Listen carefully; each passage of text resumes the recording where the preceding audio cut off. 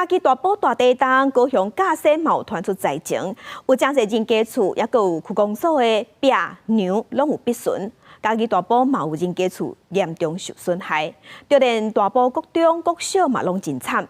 也毋过因为大埔有较远，所以要找人来修理无遐好找。校长就表示，包工程的厂商拢无啥愿意来。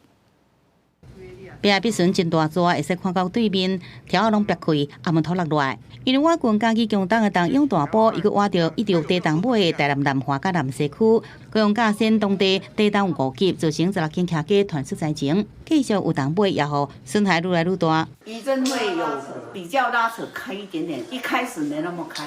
区公所找土木技师对着受灾徛家来鉴定，协助民众申请房屋税减免。不过其实区公所家己损害也真严重，壁出现真大片的壁损，规地代理就碑文也油价拢落来。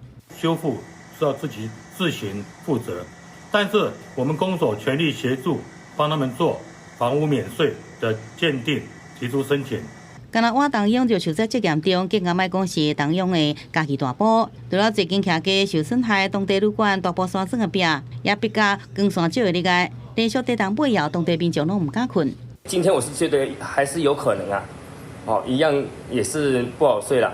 那徛家大埔国中小也是家己关于地动受损的36间学校内底上较严重的。教学楼的地板甲条仔拢有闭起的状况，天棚也落滚啊地落来，因为所在较偏僻，这修理也真做一大问题。车程蛮远的，所以要上来施作的厂商都没有那么多的意愿。我们是连报价都很难，因为他得要来勘察现状，他才能够去估价。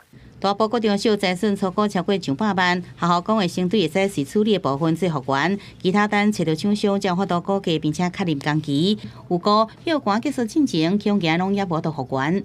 记者综合报道。